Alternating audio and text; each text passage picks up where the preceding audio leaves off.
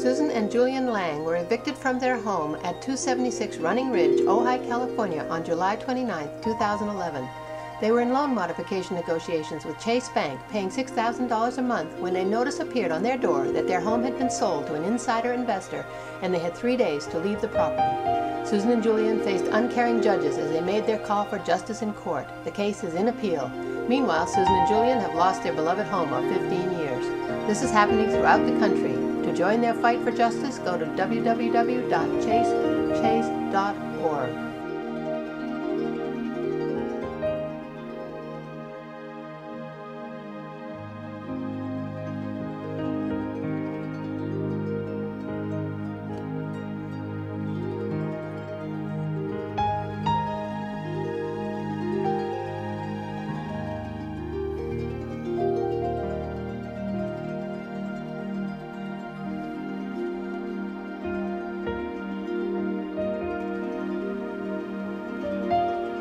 Margaret Carswell and Candace Jones. Foreclosure Crisis Activists. www.chasechase.org.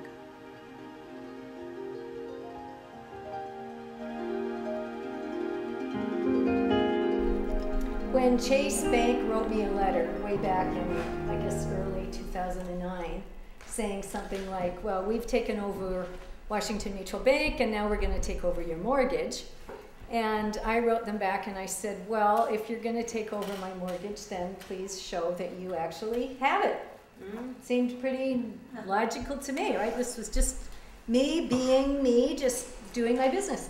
Wow. And so they responded with, I forget what, and I said, well, would you please send me a copy of the note?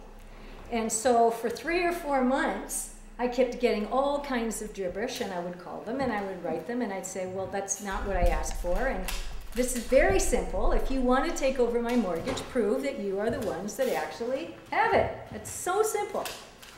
And finally, about 4 months later, it suddenly occurred to my very naive little self that possibly this great bank didn't have my mortgage. And this hurt me. It hurt me. There was like this beginning thought of this lack of trust in, you know, the great banking system of this country. This was the 6th mortgage that I'd taken out. I'd never had a problem. It had never occurred to me that there might be something kind of weird going on. So at that point, I decided to stop paying. I said, I'm not going to pay until I know who I owe the money to. And so a few months after that, Chase filed a notice of default on my property, and I filed a lawsuit. And I filed my lawsuit a year ago on July 14th, which is Bastille Day. And we chose that day. It was kind of the best fighting day to closest to when we decided to go to court and start fighting. So I've now been fighting for over a year, and I can truly say that the caliber of person that I have met, especially in the last year, is so phenomenal. The light people, like I think Susan was talking about, the light workers, the caring people, the heart people in this country are coming out in droves. This foreclosure is giving us all an opportunity to really exceed our usual selves and to become the tremendous God beings that we are. This is our opportunity to stand up over and over again and speak our truth. And we speak it on behalf of ourselves, and we speak it on behalf of others if we have the ability to do so. And I've, a year and a half, 2 years ago, reconnected with someone who's been a long-standing friend of mine, Douglas Gillies. And Douglas and I both decided that we were going to go into partnership, and he's a registered attorney in California. I'm a lawyer, but I don't practice in California. So we decided to create a partnership, and we have a website called chasechase.org. We also have a password for some of our work, and it's Deep Six Chase. So we just, everything we can do positively to get rid of this awful bank, this bastion of darkness on this planet, we are committed to doing so. And Douglas has a case in court, and I have a case, and Douglas is working with Susan and Julian and a few other people, and I work with people all over the country. There's a national association of Lamu Chase homeowners that's been created. I've been working, I was one of the first members, and I've been working very closely with all of those people. There are incredibly powerful groups all over the country of people standing up. I had the great privilege about 2 weeks ago in Oregon to go and visit Nancy Kerber and Mark Thomas, they have organized, it's the best organized group in the country, I think, in terms of light workers who stand up and speak the truth and inspire others. And they've had a lot of success in Oregon with getting people to be able to keep their homes. And they're working very closely with the legislature there, and truly inspirational people. So it was a real honor for me I've been talking with them on the phone for a long time, but to get to meet them, and I know that Andrew and Connie know them too. So there's just these incredible people all over the country that this movement has allowed to come forth.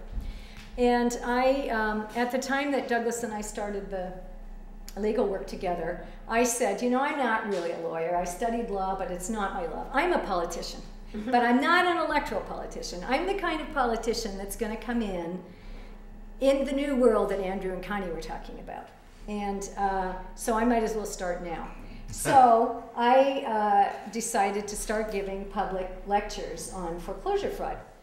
And the very first lecture that I gave, there was this stunningly beautiful woman that sat in the front row. And she had a smile on her face from the moment that I started until I finished. And when I was done, she stood up and she says, "Honey, I'm Candace." And I fell in love with Candace. And Candace has worked at the bank system for 38 years, and she knows the insides and outs of banking. And me with my law, and together with our politics and with our hearts and this indomitable spirit, we just created this dog and pony show, and we just now go all over town and we meet with people. And we just had a meeting with the DA's office before I left on this road trip we talked about. And it's just really fun because it's like the two of us finish each other's sentences and what I don't know she does, and vice versa. And it's just like whoever is sitting there with us just kind of gets overwhelmed, which is a good thing. And we get what we want out of them. We get what we want out of them. Yeah, we do get what we want out of them, absolutely. So we learned, for example, from the DA's office that Santa Barbara is now the foreclosure capital of the country. Oh. Now, the reason that's the case, of course, is because it's also the wealthiest place in the country, and it's just taken this long for the banks to screw everybody else and get to the people who actually had some money to begin with. So I think that is actually kind of inspiring in and of itself, because once you hit the wealthiest community, where else can you go, right? It's like the banks are running out of ammunition. And we're seeing this happening actually, where they are focusing most of their energy right now on California. We are the ones who are being the hardest hit of the whole country. Just like Florida took the hit a year and a half, 2 years ago. Now it's California. And I agree with Andrew. I believe this is something that was absolutely orchestrated. This has been in the works for years and years to screw the American people. And these banks have almost won, or at least it looks like. And Candace and I are doing everything that we can to make sure that they don't. And will you talk? What have we done here? Well, I've been going around talking with Jill Holland and different officials, making them aware, because they're in denial. They don't want to talk about it. They don't want to hear that we have problems here. So I was telling Margaret on the way over here that I went last Thursday to the Realtors Board, because you have to remember, banks always want a real estate license. They want a real estate license, but the National Real Estate Association has stopped them. But one thing they taught me in banking in 38 years is their belief is where there's a will, there's a way. Well, I may not get a license, but they will do an affiliate relationship to come back in and do their dirty work for them. Their goal has been all along in the last 38 years since I started with them, and I go back to the days of the savings and loans, before Fannie and Freddie ever even came to be. And then when they came to be, they were under the government, and then they got privatized. And then I worked with the RTC that closed down the S&Ls after we had deregged, and Reagan said, you know, oh, we don't need, everybody can do everything. Banks can be S&Ls can be banks. And neither one of them knew what they were doing or how to do it, but they had a license to steal, so let's all go do it. So then I went through the downturn of the S&Ls, and then I joined the RTC that closed the S&Ls down.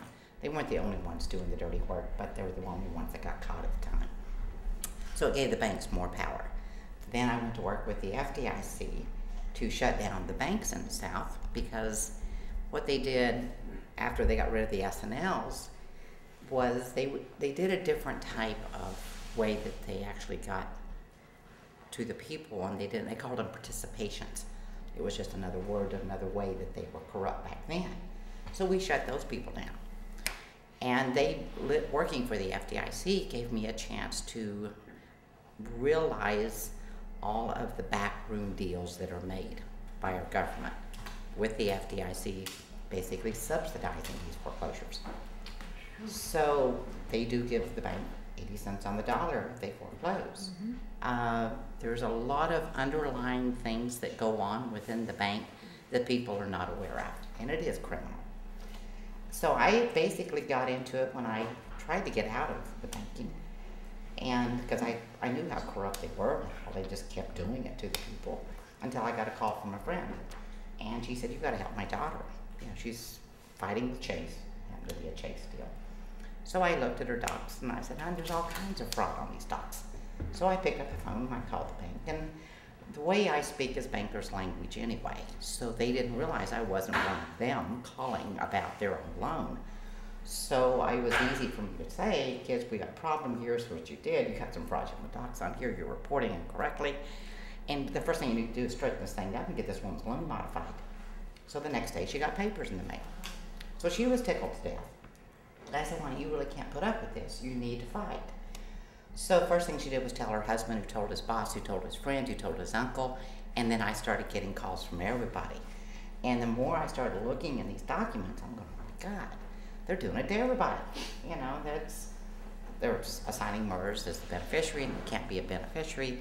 And I just saw more and more and more fraud uncovered. And the same friend who called me about her daughter called me one night and said, "You need to go see this Margaret," because I kept talking to them saying, "I can't believe what they're doing." And she said, "Go and listen, this Margaret is having a talk tonight." So that's why I went up there that night with the very same woman who got me involved in this. So since that time, I became very incensed, because in my line of work, I used to be very proud. I was a banker. I was proud to tell people I was in banking. You know, I'd been in it since I was I say 12, but I really didn't start quite that young. But 38 years adds up quick.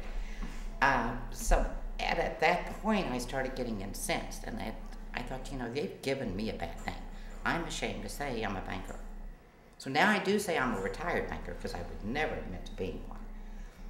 But I have found that by calling them, and one of the reasons, like you said, I get up at 5 a.m. in the morning, is I only deal with corporate offices. And I go direct to Brian Monahan, CEO of B of A, or did go to Loma until he got fired from Chase. So, but I do find that when I go direct to corporate and I talk their lingo and their language and tell them what they've done wrong, they have a tendency to do those deals. But if you don't have the ability to know what they're doing, you are fighting a losing battle. You know, these people that I've talked to. In terms of loan mods, you're talking about. In terms of mods, in terms of doing anything. So then their real true alternative is sue. And I do feel like Margaret. Bottom line is, the way to stop the banks, you have to realize they control the money, they control the interest rates, and their goal is to control the land. So once they get that, then you can see what's going to happen to the rest of us. So we can't stop, we've got to fight. So that's why Margaret and I teamed up, and we've been fighting it and constantly look at anything and everything we can find online, pass it around to everybody, and try to educate everybody on what these banks are really doing too. Now, we've also been to the land titles offices, and so we're educating, and we've been to the county recorder, we've been to the head of the county, we've been to the head of the city of Santa Barbara finance department. So we're not only educating the people in terms of speaking at public forums, but we're also speaking to the people who are so-called in charge and educating them as to what's going on, and seeking to make contacts and bring them onto our side, because a lot of them are also people who own houses that are in foreclosure. So it's really, this is about all of us learning to stand up together.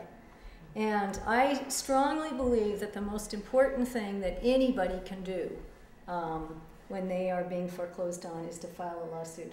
And because of that, we have, all of our pleadings are filed online. Everything is available at no cost to anybody to just come in and copy them and file, because our biggest job right now is to educate the judges.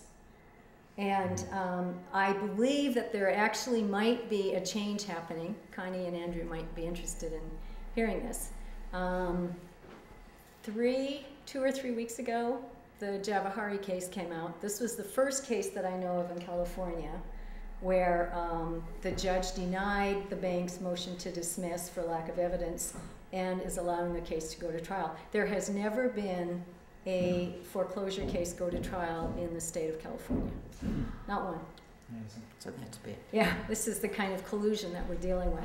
We need So since that, I now know, I just got word of my 4th one today. So I guess people are kind of hearing that I'm now collecting information on cases that might be going to trial, and they're starting to call me. I had several calls from out of state and Northern California, Southern California today. So it does feel as if there is some kind of a shift that is going on. And I still think it's absolutely imperative for people to sue, just to stand up and speak their truth. And in terms of Connie and in terms of Susan and Julian, it's, you know, you get knocked down, you get knocked down. We're all of the same age here. We're all going to remember that punching bag Bozo the clown. Remember that? You'd knock this stupid clown, and then it would kind of rock a little bit on its base, and then it would come back up, and it had this ridiculous grin all the time. That clown was indomitable, and so are all of we. And we have each other to support, and our job is to speak our truth, and I think the best way to speak our truth is by filing a lawsuit. And to keep on going to the best of our ability, to just keep speaking, hold the light, be there. Just know that this is a good thing, and even if temporarily Susan and Julian lose their home, it will come back. If it's the right thing, it will come back. And they know that, and we all know that. And this is just about keeping the faith. So, anything else? No, my great-grandmother lived to 108 and was half Indian. And she always told me when I was little, she said, always remember one thing, honey. If you lay yourself down as a doormat, you're going to get walked on. So get up and move. And so that's what I've always done. If something's not right, I'm the first one to get up and fight that battle. I do it with a loving heart because I think there's a way of doing it and doing it right, because she taught me that too. But I don't lay myself down as a doormat. I don't get walked on. So that's why next week we're setting an agenda. We're going to go and talk with the FBI. We finally feel that we've got enough information to talk to them about filing the criminal RICO charges. And we are going to the head office in Santa Ana of FATCO, First American Title Company. We found them to be more open to learning about what's really going on. So we're going to meet with the principals. We're also going to meet with the county sheriff. We want to educate him about unlawful detainers and why these things, evictions, why the county should not get involved in, even if the court has ordered them or allowed them, why the police should not be a part of that, because it is a crime. So those are just kinds of some of the things, and we have several meetings next week with various organizations where every time we find out about anybody who's involved in anything, we go and spy on them. And, oh, I know something else. We're starting a TV series. We decided that it would be more effective, instead of just giving public lectures, we're now going to do a public access TV series. And I've got a whole bunch of PowerPoints that explain the whole process of non-disclosed securitization that Andrew was talking about earlier, and about MERS, and about loan mod fraud, and all that kind of stuff. What we're going to do is just do like half-hour segments where we just really break things down to the absolute basics, and then just start working through. So hopefully we can educate those that want to learn, and get them to become more involved. And in Santa Barbara, we are starting at the, when people's properties are stolen by the banks, this is done at the courthouse, outside, but on the courthouse grounds in Santa Barbara. And so we are starting a silent vigil campaign where there will be people standing there with signs, banners, probably like the one out in front here, just there as silent witnesses to the wrongdoing that's going on. So just like there's all kinds of options of what people can do according to, you know, their time and their abilities and their health and all that kind of stuff. And the important thing is just to speak our truth and keep on going. Right, Libby? That's right.